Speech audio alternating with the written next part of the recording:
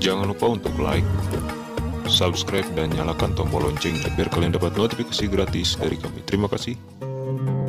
Yakni saya akidah Ahlus Sunnah wal Jamaah, akidah Asy'ari Maturidi, mazhab Syafi'i, thariqah Ba'alawi.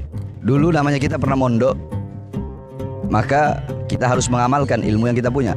Kita harus mengamalkan ilmu yang kita punya. Nah, salah satunya dengan adanya pondok pesantren ini, insya Allah menjadi suatu amal bagi saya atas sedikit ilmu yang telah saya pelajari dulu waktu masih mondok. Nah, jadi berdirinya ini pondok pesantren karena juga saya melihat banyak pondok-pondok pesantren sekarang yang dimana biaya masuk sangat mahal. Mending kalau ilmunya bagus. Kebanyakan biaya mahal, keluar ya biasa-biasa saja. Pada umumnya seperti itu, tapi nggak semua seperti itu. Ada juga pondok pesantren yang biaya masuknya mahal, tapi ya keluarnya juga jadi ulama. Ada ulama yang lurus, ada ulama yang enggak. Tetapi saya di sini pondok pesantren ini saya bangun yakni dengan darah, dengan air mata, dengan perjuangan, dengan himmah, dengan ghirrah.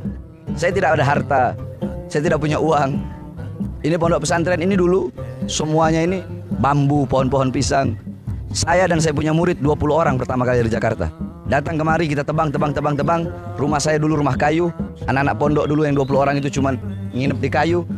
Kita yakni yang penting taklim. Saya ngajar fikih, nahwu, shorof, i'rab, i'lal, imla, insya, tafsir, hadis, balaghah, bayan, ma'ani, mantik, dan seluruh yang lain-lainnya. Yakni dari kecil. Karena memang pondok pesantren ini, khususnya pondok pesantren saya haramkan sebagai ikhtiyat, sebagai kehati-hatian saya untuk menerima sumbangan atau pemberian dari pejabat. Siapapun pejabatnya, apapun partainya, pejabat saya nggak mau terima. Sebagai apa? Ikhtiyat, berhati-hati. Saya nggak mau. Bukan berarti pondok pesantren nggak boleh. Yang lain silakan, nggak ada masalah, halal. Tapi untuk diri saya sendiri, saya larang. Saya haramkan pesantren saya untuk menerima dana dari pejabat. Jadi alasan bangun pondok pesantren, satu, untuk mengamalkan ilmu yang sedikit yang saya punya. Kemudian kedua, karena saya melihat banyak pondok-pondok pesantren yang masuk biayanya mahal, kasihan. Maka saya bikin ini pesantren. Semua santri-santri yang masuk itu gratis. Dan kebanyakan orang-orang susah, anak-anak yatim. Kemudian saya namakan Tajul Alawiyin. Taj itu artinya mahkota. Alawiyin artinya para habaib. Jadi mahkotanya para habaib. Karena jalur kita, garis kita, thariqah kita adalah thariqah para habaib, thariqah para leluhur-leluhur kita. Thariqah yang tidak ada thariqah, tidak ada jalan yang lebih cepat sampai kepada Allah selain daripada thariqah para habaib yang bersambung dari kita ke abah, ke guru terus sampai kepada Rasulullah sallallahu alaihi wasallam. Jadi itu tujuan, maksud, maqasid kita membangun ini pondok pesantren dua tadi. Tahunnya pokoknya pas anak keluar penjara aja dulu, 2012-an ke atas lah. Anak keluar penjara di Jakarta banyak yang datang, maka anak pindah ke sini dapat tanah, alhamdulillah. Ya ini ya kita bangun pelan-pelan. Sampai sekarang kita masih bangun dari awal bikin pondok sampai sekarang itu tiap hari bangun. Santri-santri ngebangun, bahkan pertama kali itu bangunan beton saya sendiri yang nyangkul. Tuh sebelah situ, sebelah kanan. Itu pojok kanan situ saya masih ingat. Bangunan 3 tingkat ini. Pojok kanan itu saya yang cangkul. Karena bagi saya nggak ada yang nggak bisa. Kalau yang lain aja bisa, kenapa nggak bisa saya? Jadi yang penting udah digali aja udah pasti jadi insya Allah. Walaupun besinya ngutang. Sampai sekarang besinya masih ngutang sama Haji Yakub. Kalau nggak bertanya, boleh tanya sama Haji Yakub. Haji Yakub, dulu Hebar pernah ngutang besi nggak? Sampai sekarang mungkin baru setengah yang anak bayar. Ya anak modal himmah, modal semangat yang kuat. Untuk apa? Bukan untuk cari hidup dalam pesantren. Kalau anak cari hidup dalam pesantren, nggak mungkin anak gratisin semua. Selama anak makan, semua santri makan. Anak nggak makan ya santri nggak makan. Sampai kita dulu pernah udah nggak ada makanan, nggak ada lauk, ada pisang itu jantung pisang kita potong, kita potong-potong, kita rebus pakai garam, makan nasi sama-sama bareng sama santri. Jadi ini pondok yang benar-benar murni salaf. Nggak ada sekolah umum khusus pendidikan agama. Dan saya menjamin keluar di pondok pesantren ini, insya Allah jadi orang berilmu yang mengamalkan ilmunya. Ulama yang lurus. Jadi ulama yang istiqomah, ulama yang nggak bisa dibeli, nggak bisa disuap. Ya ini ulama-ulama yang ar-rasikhuna fil ilm. Bahkan kita punya program 1 tahun itu udah bisa baca kitab kuning. 1 tahun bisa baca kitab kuning. Karena kita di sini kan ada fasal awal, fasal sani, fasal salis, fasal rabi, terus fasal awal sanawi, sani sanawi, salis sanawi. Yang paling atas itu takhasus. Ada berapa banyak mata pelajaran, banyak banget kalau mau sebutkan. Nah, intinya sekarang kita ini lagi bangun, dari dulu sampai sekarang bangun terus. Kita bangun, terus kita mau bebasin lahan di depan. Itu lahan karena santri nggak muat kan. Banyak santri pada tidur sampai di luar. Di depan sana itu ada lahan sekitar, di depan itu nggak tahu dijual berapa, pokoknya sekitar 600 juta atau 700 jutaan. Di belakang sini dijual sekitar 400 jutaan. Itu lahan-lahan yang mau kita beli sama di depan sana. Buat apa? Buat pos. Terus ini juga kita lagi bangun, lagi ngebangun. Nah, di depan sana juga mau dibangun kamar santri, kamar mandi. Di sini mau dibikin kantor, di sebelah situ kantor. Di sebelah sini kita mau bikin tempat halagoh karena nggak muat. Halagoh itu tempat santri belajar, fasal-fasal kelas-kelasnya. Ya ini kita butuh biaya, tapi ya ana serahkan kepada Allah Subhanahu wa taala. Makanya ana berharap kepada umat Islam. Siapapun, karena sedekah itu nggak harus kaya. Umat Islam baik yang susah, baik yang miskin, baik yang pertengahan, ya, atau khususnya yang kaya, untuk menyedekahkan hartanya di jalan Allah. Menyedekahkan hartanya di jalan Allah. Jadi ana nyuruh orang itu untuk bersedekah, untuk berbuat baik, bukan minta, enggak. Sebab al-yadul ulya khairum min yadis sufla. Tangan di atas lebih baik daripada tangan di bawah. Ana nggak mau gini, enggak. Ana ngajak, ayo investasi akhirat. Tidak ada harta yang bisa menyelamatkan engkau di dalam kubur, di yaumil ba'ats, di hari kebangkitan, ya, di yaumil hisab, di hari perhitungan, di yaumil mizan, di hari pertimbangan, di yaumil mahsyar, di padang mahsyar, as-sirat, ketika melewati jembatan sirat. Semua itu tidak ada harta yang bisa menyelamatkan kecuali harta yang kau keluarkan di jalan Allah Subhanahu wa taala. Dan orang yang bersedekah itu diganti 10 kali lipat oleh Allah. Banyak kalau saya membawa ayatnya, hadisnya, makalah-makalah para ulama tentang itu sangat banyak sekali. Jadi intinya saya nggak minta, enggak, bukan begini, bukan tipenya Bahar bin Smith mau begini. Ayo saya mengajak orang untuk berbuat baik. Apa itu? Ayo sedekah buat ini pondok pesantren.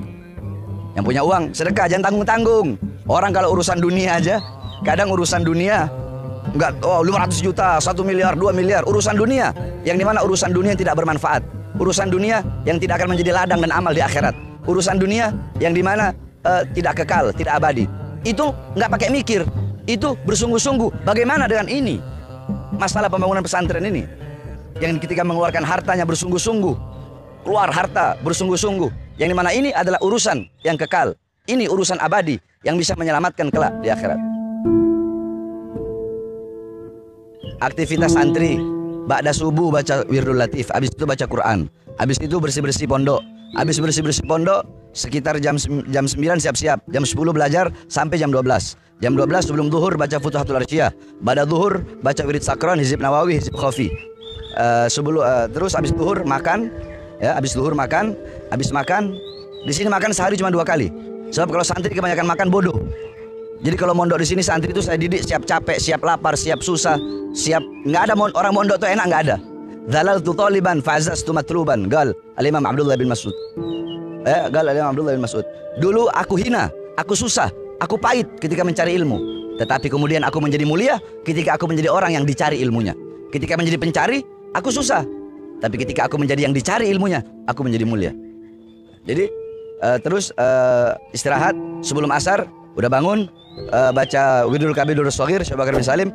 Ba'dal asar baca Zibar Hizib Nasr Syabil Hasan Asyadili. Kemudian halagoh yakni pembacaan kitab.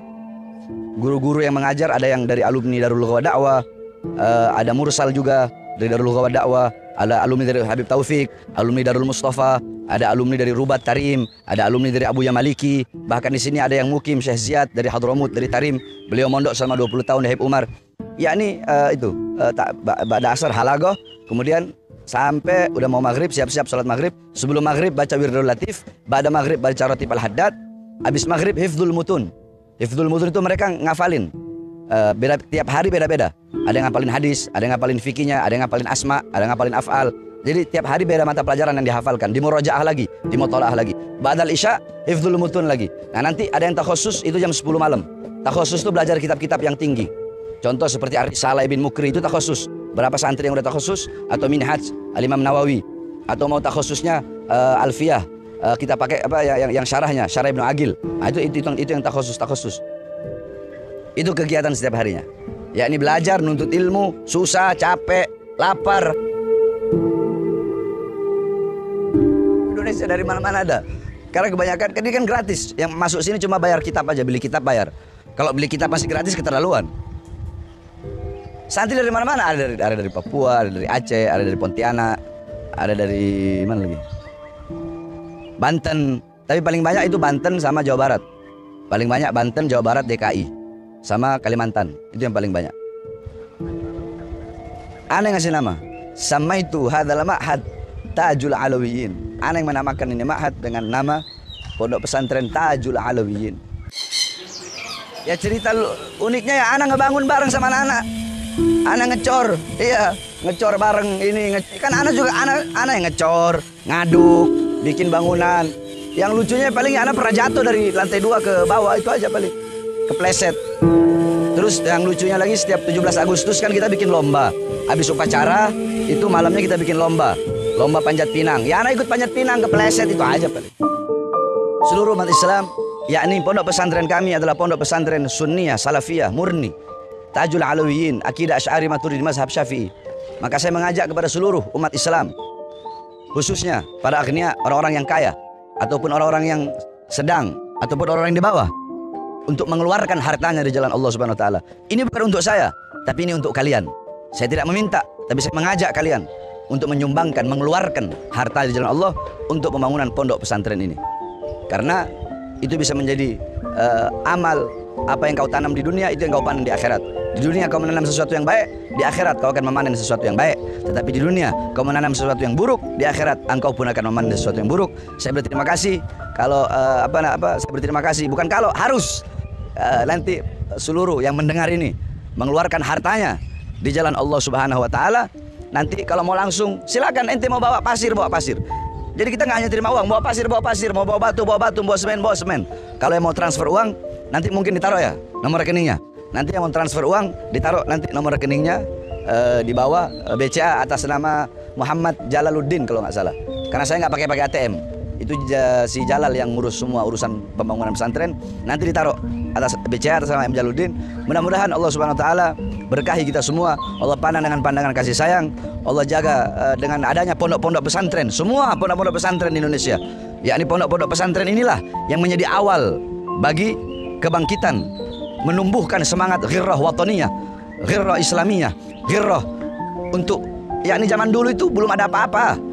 Yang ada pondok pesantren, itu pondok-pondok pesantren para santri lah yang mengorbankan, para pahlawan, para santri mengorbankan nyawa dan jiwa demi terbuka gerbang kemerdekaan Indonesia. Maka dengan adanya banyaknya pondok-pondok pesantren, insya Allah ini menjadi berkah bagi negara kesatuan Republik Indonesia yang kita cintai. Wassalamualaikum warahmatullahi wabarakatuh.